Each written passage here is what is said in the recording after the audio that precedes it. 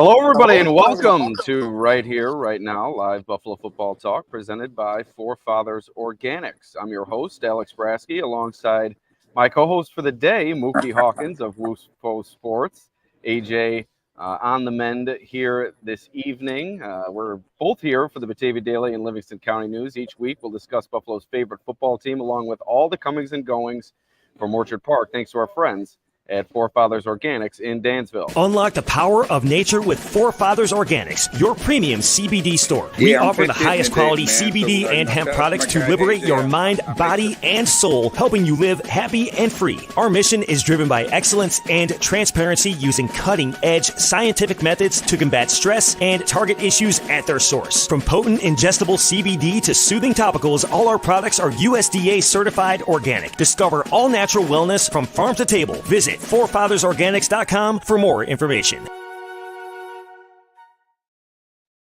All right, here we are, Highmark Stadium, a Monday night football affair between the Buffalo Bills and Jacksonville Jaguars coming up. Thought we'd bring in the GOAT himself, Muki Hawkins. Mook, what up, man? Hey, AB, what's going on, my guy? It's Monday night. Yeah, it's Monday night. We're getting ready for kickoff here. A few housekeeping items to start the pod here this evening. 7:30 p.m. kickoff on ESPN, part of a quote-unquote doubleheader, although both games will be going off simultaneously. Bills come in at 2-0. The Jaguars still looking for their first victory of the season, so should be an interesting one. The Bills have had trouble with the Jaguars in the past. It's really been an interesting history between these two teams, going back to that loss to the Urban Meyer Jaguars 9-6 a few years ago, and then the game in London last year. Just some weird games in the past, as Ed Oliver put it. Buffalo enters this game as a 4.5-point favorite. That, according to FanDuel. AJ put this preview together this past week. Weather today should be light wind. No precipitation. It was raining earlier, but it's cleared up a little bit. Saw some sun a little while ago, so weather should not be an issue. Injury report for today: 2 Bills out. Terrell Bernard and Taron Johnson ruled out by Sean McDermott earlier in the week. Bernard dealing with that pectoral injury. Taron Johnson dealing with the forearm injury. The Jaguars will be without 2 important players as well. Tight end Evan Ingram with a hamstring injury. Safety Darnell Savage with a quad injury. They'll also be having Tank Bigsby and Tim Jones questionable for this game. So, Mook, a lot to kind of dive into here in a short amount of time. Gabe Davis, Mitch Morse returning to Highmark Stadium. What are you looking forward tonight out of this game, Bills-Jaguars? Well, I'm looking, in the words of Coach McDermott, what he's always been preaching since he's been here in Buffalo. You know, the game is won up front. And these past 2 games, the Bills are 2-0. Find what's happening up front. When you look at from the Bills from the offensive side, yes, they are minus Mitch Morse, but you know, this offensive line right now is looking like they haven't missed a beat, especially the way James Cook has been able to, you know, control, you know, games, you know, with those guys blocking up front. And then on the flip side of that, you know, the Bills defensive line, when you look at, you know, how Rousseau and Espinoza and Ed Oliver and DQ, and then, you know, you got Von Miller with 2 back-to-back sacks. So the continuity of the core, if you could say, Alex, has pretty much, you know, been winning these games. So it's one up front, and the Bills has been doing an awesome job the first 2 weeks. Yeah, the Bills might have to go a little bit in a different direction this week. The Jacksonville Jaguars' run defense really strong. The Bills have really relied on that running game in the first 2 weeks. Haven't really seen that new look receiving core or Dalton Kincaid really put their stamp on the offense. This could be the week for them to do so, however. Jacksonville has allowed a lot of big plays through the passing game this season. Receptions of 80, 63, 39, 30, and 22 already through 2 weeks. So look for the Bills, I think, to air it out down the field. Look for Josh Allen to test some of those new receivers and their downfield ability. Maybe Dalton Kincaid works his game a little bit more down the field. He's been really catching the ball close to the line of scrimmage, hasn't worked much into that second level. So I think you're going to see the Bills air it out today. Maybe you see Keon Coleman catch his first career touchdown. So what are you looking for from the Bills offense? What do you think the key to the game is for Buffalo offensively tonight? Well, I'm gonna say, Alex, man, it's always balance, right? And the way to keep teams off balance is balance. So if the Bills can get some things going, if they can establish the run, something that they've been doing in the past couple of weeks, if they can continue that balance, and now let's throw in that play action with Josh Allen and make them pay, with Keon Coleman one-on-one. We really haven't seen that connection between Josh and Keon. Hopefully we should see that today. I mean, the weapons that Josh really has, from quarterback to receiver, really hasn't been put on full display yet. Like you said, Alex, maybe today is that day they get things going in the passing game. Yeah, you mentioned the play action. Buffalo's been near the bottom of the league in terms of their use of play action. Maybe holding something back as their schedule gets more and more difficult over these next few weeks. Maybe you do see them start to explode in terms of their usage of play action. Joe Brady starts to dial some different things up than we've seen the past 2 weeks. Haven't had to rely that heavily, like I said, on Josh Allen or this receiving core, but I think this could be the week that we see an increased usage in the passing game. On the other side of the ball for the Bills defensively, I think this Jags offense is a ticking time bomb. They really haven't put it together yet. Lawrence averaging just 191 yards per game and just a single touchdown pass. But this is a team that can beat you down the field. Gabe Davis, Christian Kirk, Evan Ingram out for this game, but you also have a Travis Etienne, another big play waiting to happen. So they haven't put it together yet, but the Bills are going to have to be on their P's and Q's, particularly losing the Terrell Bernards, the Taron Johnsons, the Matt Milanos early in this season. You're going to have to look for those reserve players who have come in and put forth a strong performance. They're going to have to continue to do so because this is no slouch in Trevor Lawrence and this Jaguars offense. Mighty talented. Like I said, they just haven't been able to put it together.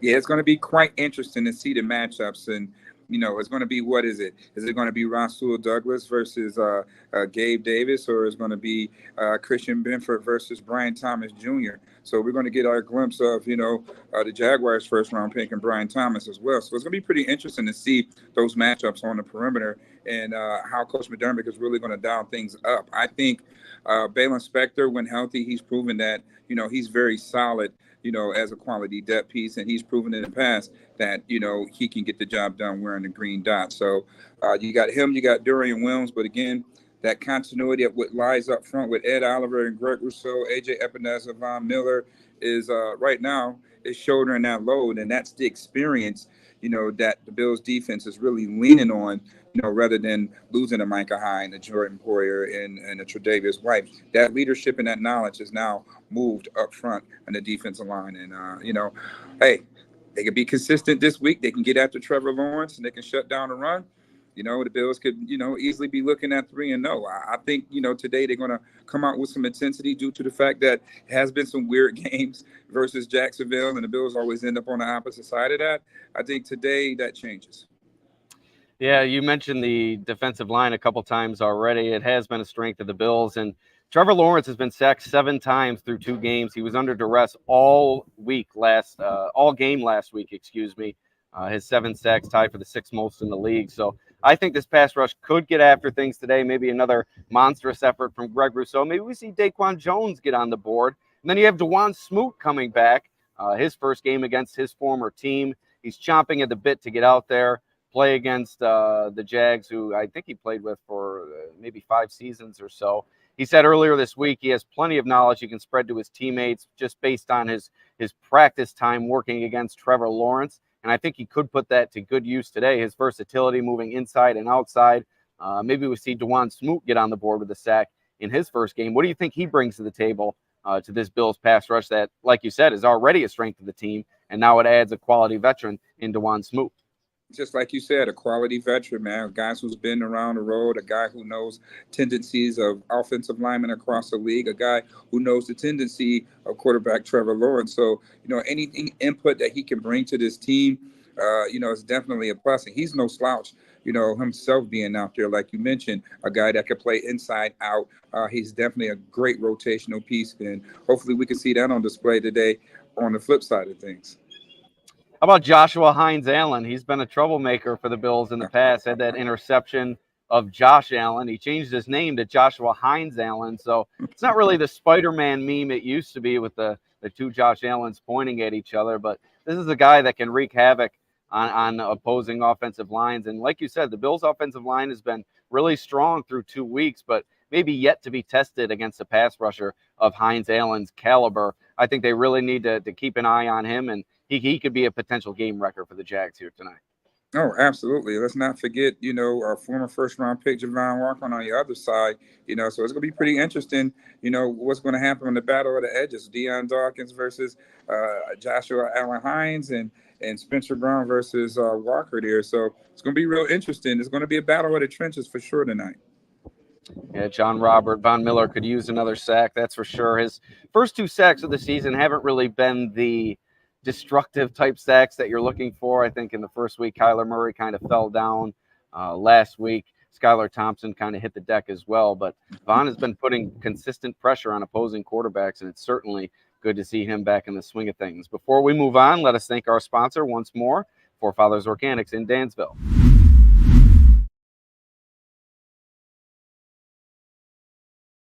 At Forefathers Organics, their mission is to liberate, educate, and innovate with the highest quality CBD and hemp-derived products for your mind, body, and soul so you can live happy and free. Visit them at 87 Franklin Street in Dansville, online at forefathersorganics.com, or call them at 585-335-2223 to learn more about the products they offer.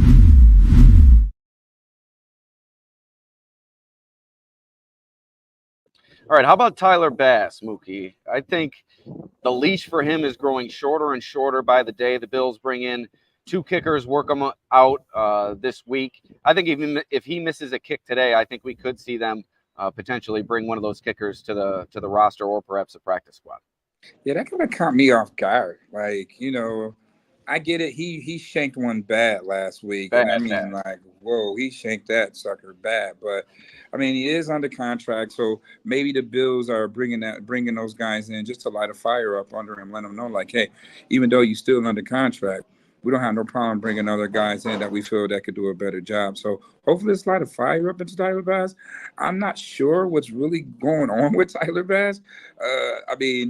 Since the special teams change and, I don't know if he's regressing or whatever the case, but, it kind of seems that way. So we got to figure out how to unlock, what's really going on with Tyler Bass. And, he can get back to, being a little bit more consistent, kicking the football. So hopefully, just light a fire on him. If he continues to, disappoint, then obviously it is a business and the Bills got to figure out is that dead money, that they're going to have, and releasing him is worth letting them go. So don't want to see Tyler Bass go, but it is a business. And if he continues to be on this slump, if it's a field goal out there that the Bills need today, if he can't come through at home, then yeah, Bills are going to, probably bring another kicker in. Will they get rid of Bass per se? Probably not, just to see how things will work. Right. But to be continued.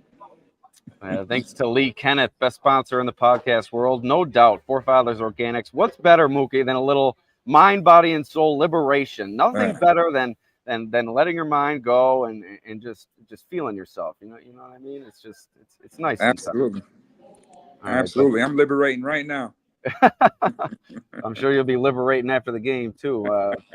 But another top storyline for this game: Gabe Davis, Mitch Morse returning to Highmark Stadium. You saw Jordan Poyer's reconciliation with the team. Stephon Diggs coming up in a couple of weeks. Gabe was a good soldier for this team. Mitch Morse, obviously, more than a good soldier, really a productive. I guess Gabe productive as well, but everybody kind of left wanting more with Gabe during his Bills tenure, whereas Mitch Morse really did good work for the Bills offensive line, really in the center of it all. I'm sure it's going to be bittersweet for these guys kind of coming back here, and for some of their teammates, it's going to be a weird experience. You saw Chad Hall in the tunnel going into the Jaguars locker room, and he kind of did a fake out. He faked into the Bills locker room and went to the Jags locker room. It's got to be a different experience for some of these guys coming back here for the first time in visitor garb. Yeah, you are now the opposition, so it's going to definitely have a weird feel, but definitely great guys. It was always 2 great guys to cover.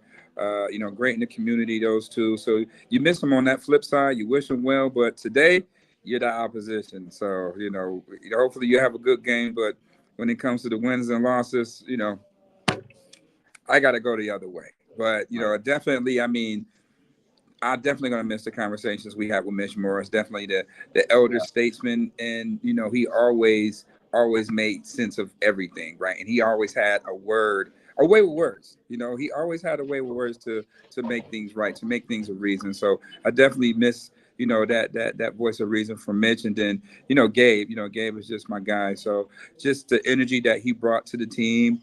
You miss that. You don't see that out of the receiving room. I mean, Matt Collins do it with the bare feet, but Gabe was kind of like a true goofball. So you kind of miss that, especially when they come in as rookies up until this point. So it's good to see those guys.